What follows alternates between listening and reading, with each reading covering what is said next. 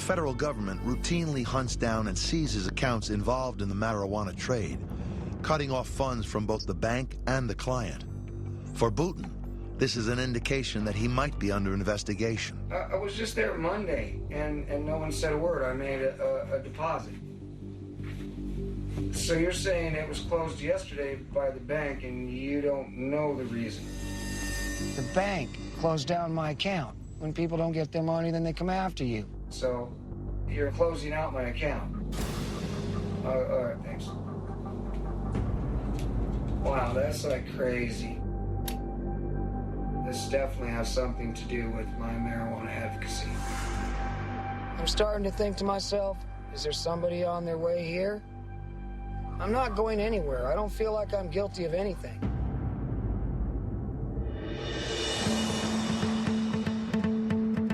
Everyone's making money in the cannabis industry right now except for me. Dealer Matt Shotwell tries to get his girlfriend Soraya to support his decision to get back in the weed game, despite the substantial risks. Sticks isn't, and there's a good chance Squeeze will do it too. As much as I don't support this, and you know that, now you're dealing with a whole other facet of people that you're trusting that have already broken your trust. I'm not driving it. I can't drive it because I've got charges. I'm not going to do that, but I still know everybody. You've got pot, we've got patients, we've got cars, they're going to drive it. I'm connecting them.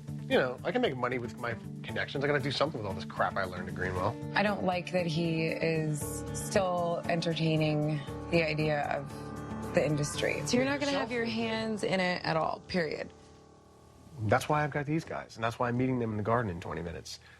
You just shouldn't have anything to do with it until your court, all that is cleared. I'm not really tripping too much because I think what I'm doing is legal. Soraya is not interested in anything to do with anything green or that's smokable. She wants nothing to do with my schemes. She doesn't want me going up north. I'm gonna go to the garden and wait for him outside, okay?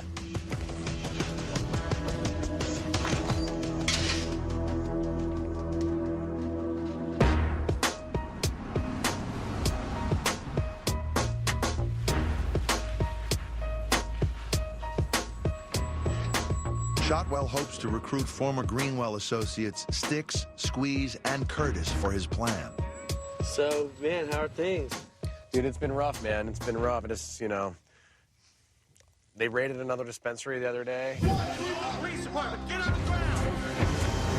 Some of the club owners have kind of run out of connection. So these dispensary owners need new suppliers that are willing to take a risk to make some money. Shotwell is trying to start up a weed syndicate that would bring marijuana down from the Emerald Triangle to supply local dispensaries. I know some growers that don't have an outlet for their medicine anymore, okay? I'm on bail, so I can't do anything illegal, but you guys are free and clear and no one knows who you are. With charges pending, Shotwell needs his associates to serve as mules, where the rewards can be great. If you need some money, there's money to be made. But so is the risk of going to jail. You guys can make some money transporting it. I mean, we're talking getting hash from Grace Farms at like $6 a gram. They're selling it in the dispensaries for $40 a gram. There's a $34 profit margin there that can be divvied up between you, me, and the dispensary. I'm thinking about going up there this week to meet these guys, and maybe you could come too. Yeah. I'm down. You're down? You down, Squeeze? All right, let's do it. You're in? You down, Sticks? You're in? That's what's up. Let's do it. All right.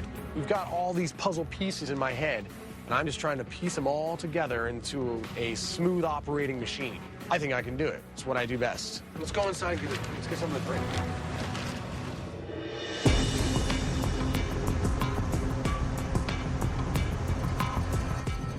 Alrighty then.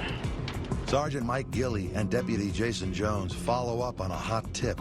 You get what you deserve! A suspect taken into custody during a recent drug bust turned informant. It turns into kind of a cat and mouse game with us and the growers. Gilley and Jones roll up on a site where allegedly there are growers tending over 600 plants. Looks like it's locked up.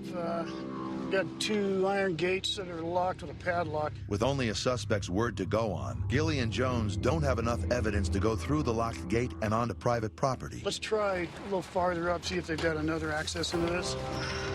Well, Well, you obviously don't want to have any trespassers, huh? No, they got it fortified pretty good, but let's see what we got up here.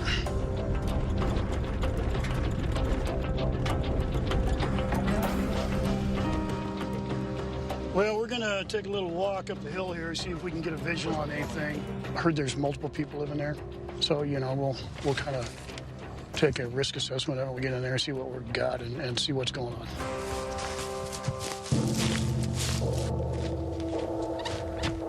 Did you catch your skunky whiff back there? There should be plants out that way.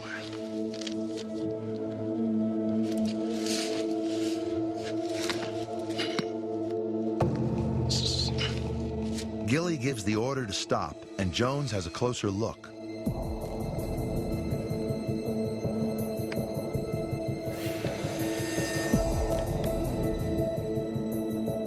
Half a dozen abandoned school buses make up a bizarre compound. Kind of wonder why someone wants all these buses now. Seems a little strange. You look at that and go, know what the reason is for that? I'm not fond of this scenario at all. Gilly's instincts are telling him to be on full alert. I can think of numerous times in my career where they've actually been using buses as a mobile app. They maybe running a meth lab. You see that in a lot of isolated areas like where we're at. From their vantage point, they can see plants, but no suspects. It smells to me pretty skunky back there.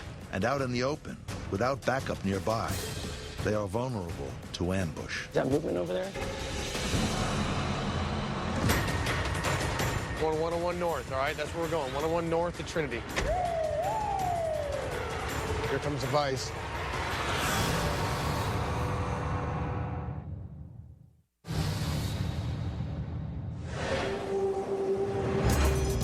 Is that movement over there? Mike Gilly and Jason Jones are staking out a suspected illegal marijuana grow surrounded by abandoned school buses. Something flapping in the wind. People could be hiding anywhere. Multiple suspects are allegedly hiding inside the compound, and they could be armed. Well, we could do one of two ways. We can either get a search warrant or try to get their attention, have them come out and talk to us. Gilly risks losing the suspect if he waits for a search warrant. He decides on a more direct approach. Hello! Coaxing them out. Sheriff's office! You guys come out and talk to us? Gilly hopes this tactic will minimize the possibility of violence. Hello! Sheriff's office! I want to talk to you. But it also leaves them easy targets if the suspects choose to take a shot.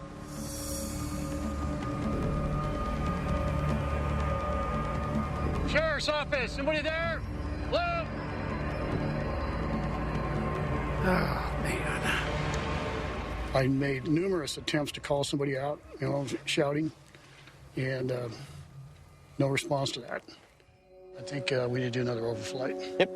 Before we go any farther with this. Without a search warrant, Gilly can't legally enter the property. So we got to do some more digging here. Hello. Hi. Then a break. A neighbor flags them down. Detective Jones, this is Sergeant Gilly at the Sheriff's Office. How you doing? Who's living over here on this one? I don't know, but they got a bunch of buses down there. I don't really know. You don't know? No, sir. Okay. Will you use our name? You guys call in, you guys complain about something, we keep the information anonymous and we go look we don't take anybody's name. Because last night, we saw 4 guys cross the river, took a bunch of hose, and head up a wash about where 26 ends. No way they were just camping. This must be flooded out here with this kind of a deal going on, huh? Yeah. We got some pretty good intel on a grow operation. Our next step will be to put the operational plan together to take this thing down.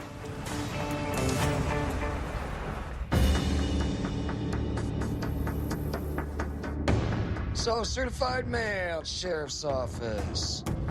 Return receipt requested. They want to make sure I got this. Things have been going downhill for Mike Booten, and they're about to get worse. I came home today, and I have a registered letter. It's from Bruce Haney, who's the sheriff. Dear Mr. Booten, my office has been notified of a traffic stop performed by United States Forest Service law enforcement officer Cruz. You mean a tree cop? It is my understanding that you were transporting cannabis while carrying a weapon. I am hereby revoking the concealed carry weapon permit issued to you by the sheriff's office. Well, isn't that special? So a couple of months ago, I get pulled over by the Forest Service cop, right? And I was in possession of cannabis. He gives me a citation. So basically, he's using that as an excuse to take away my concealed weapons permit. This is such a loaded... Without his guns, Booten and his wife Tawny are defenseless, sitting ducks. It could mean my right to survival, having my right